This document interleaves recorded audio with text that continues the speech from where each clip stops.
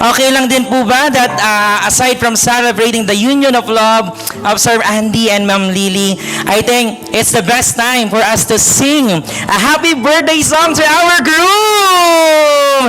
DJ, okay lang, magbigyan mo kami ng traditional happy birthday music. Everybody, may I invite everyone to sing with energy, with full of love as our groom celebrates his birthday tonight. And 3, 2, 1.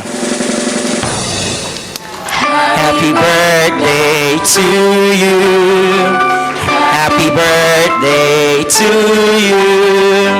Happy birthday, happy birthday. Happy birthday to you. One more time, everybody, yung mas masaya. Goes. Yeah. Happy birthday to you. Happy birthday, happy birthday, happy birthday to you. Can everybody say happy birthday, Sir Andy? Happy birthday, Sir Andy. I hope you're enjoying the night. And ladies and gentlemen, I hope everyone also enjoyed our Samtes dinner prepared by Makati Diamond Residences. Can we give our venue, Makati Diamond Residences, a big round of applause for accommodating us, for giving us such a wonderful services tonight. And of course, while having dinner, I know that all of you are still eating. Let me give you some treat. Ayan. Since birthday ni Sir Andy, tonight I'll share you a detailed love story of Sir Andy and Ma'am Lily. Okay, then afterwards, I'll ask 5 questions about the love story of Sir Andy and Ma'am Lily. Whoever knows the answer can also get a prize like a gift check that the same that I gave earlier sa mga unang nananalo. Alright? So,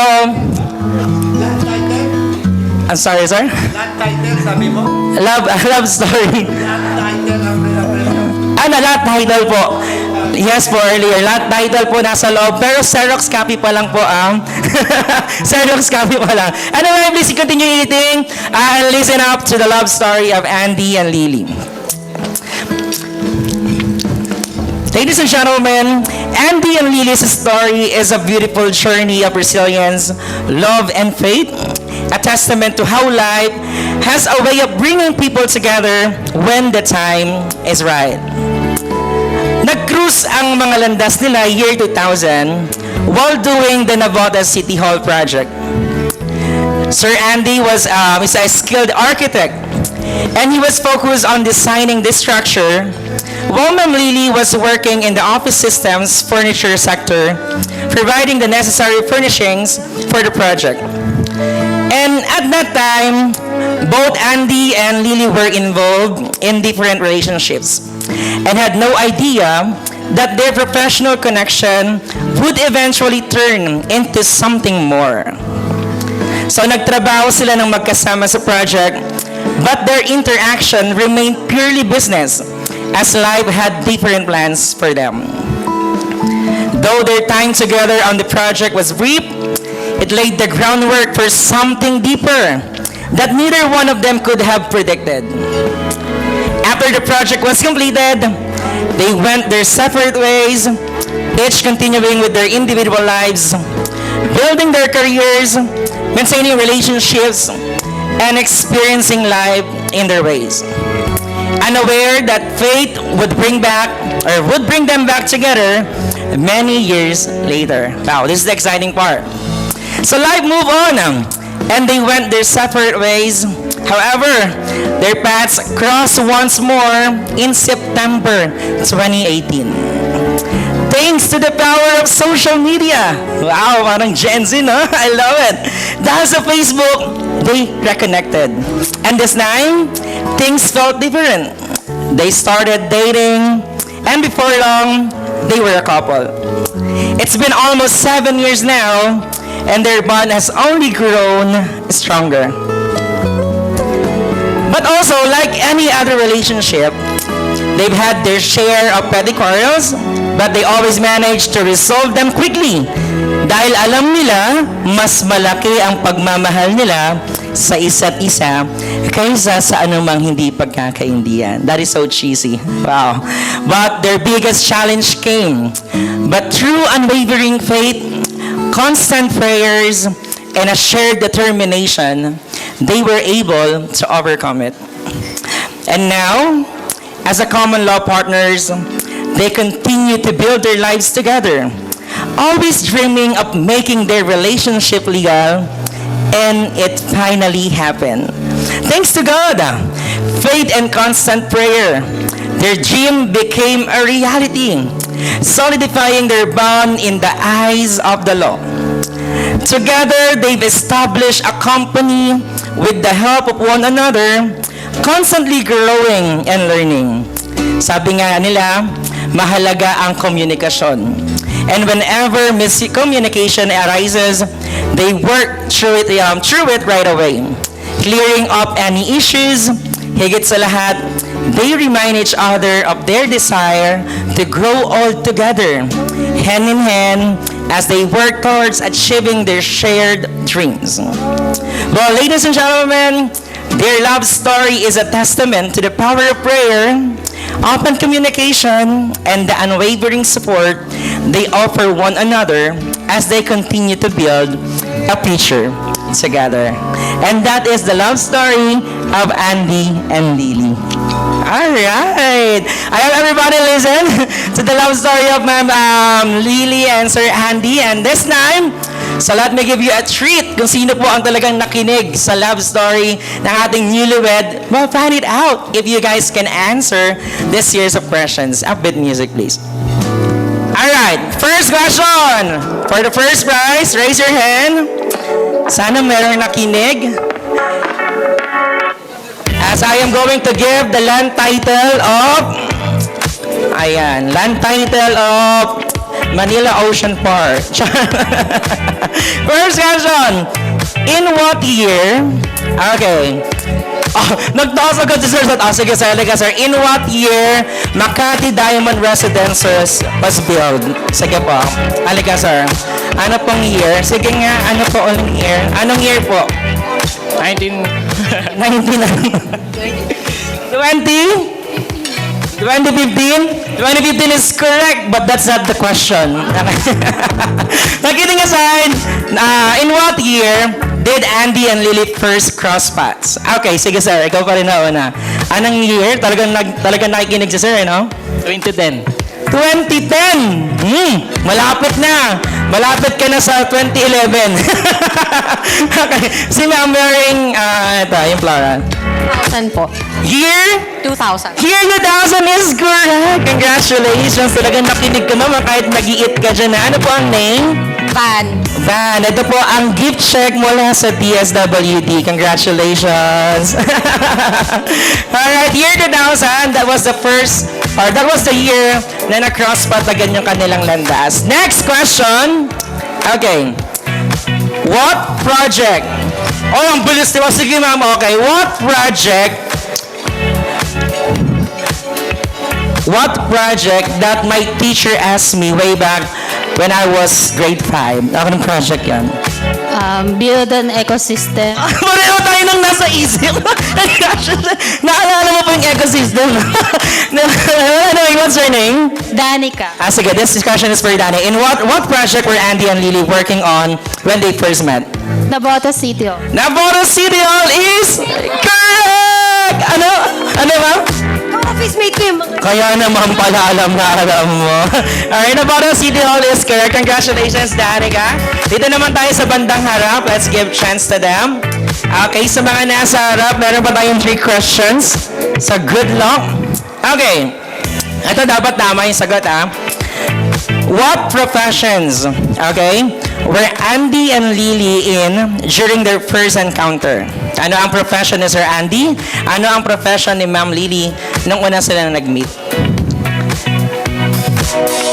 That was what in the first line. Si Sir Andy was a architect and si Ma'am Lily was in Marketing system. marketing system, almost near to it. Sayang kumali. But nice try po. Nice try. Okay, sino po makakasagot on this side? Okay. Si Sir Kevin. Si Sir Andy was a Architect. architect and si Ma'am Lily? Furniture Furniture what? supplier. Furniture supplier, almost near to it. Yeah, furniture sector supplier from Office System. Congratulations, Sir Kevin. Sayang, ma'am. Medyo connected marketing system, Office System, furniture. Alright, but nice try, ma'am. Okay, mamaya, malam, may isa pa. Okay, next question. Okay, how did? Aba, wala nagtasa. Okay, next question. How did you know? Alright, how did Andy and Lily reconnect after years of being apart? Okay, sige ma'am, I'll give you the ano pa? Facebook. Facebook is correct! Congratulations! Finally, you made it! Through Facebook or social media. Okay, ito dapat masagot talaga ha. Nabanggit ka to kanina over and over. Okay, next. What? Next. Ano sa...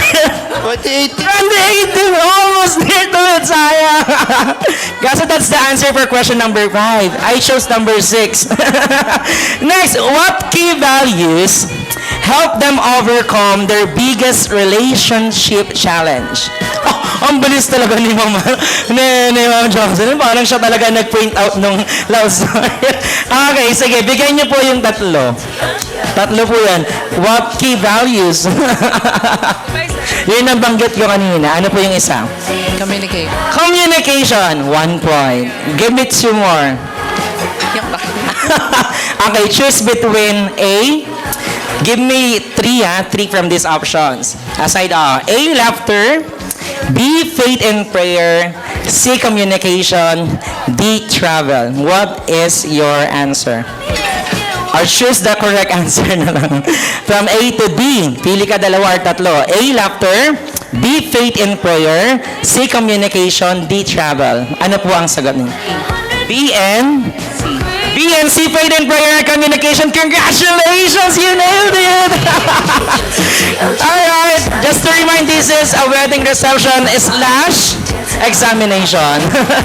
So congratulations to all of the winners. This time, I hope everybody is enjoying the night. Again, don't forget to visit the photo booth later during our party time for you to capture the moments and get the real-time photo souvenir of this wonderful celebration. So we're moving on to our well-wishers. So let's hear some heartfelt messages from a few special people who would like to share their love, support, and well-wishes for our newlyweds. This time, may we ask the Makati Diamond Residences staff or waiters to please put back the couch on our stage, please. And we'd like to invite everyone to sit, make yourselves comfortable, and lend your ears para po sa lahat po ng mga mag-wish sa ating newlywed. Instrumental music, please. Pasakot mo sila.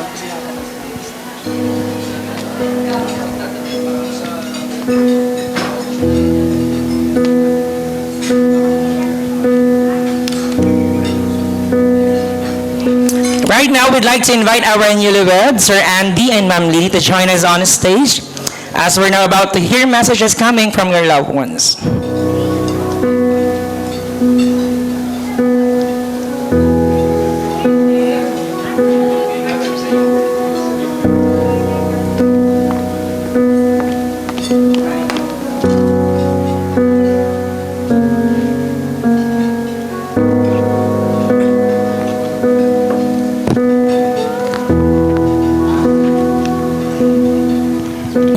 Ladies and gentlemen, let's welcome our well-wishers as they offer words of wisdom, blessings for Andy and Lily on this new chapter of their journey together. We'll start with all of our principal sponsors. Let's give a big round of applause to Mr. Julio Jun C. Jr. May we invite Sir Jun to join us here in front and share your best wishes, or short best wishes for our newlywed. One more time, a round of applause for Sir Jun C. This is totally unexpected. Anyway, for somebody who hasn't been married more than once, it's hard for me to give advice to somebody more experienced than me in this field. But kidding aside, I just wanted to thank you both for inviting me to be a witness and to be a Ninong in your wedding. I was really so inspired by your story, listening to it, and how you rediscovered your love for each other. And it truly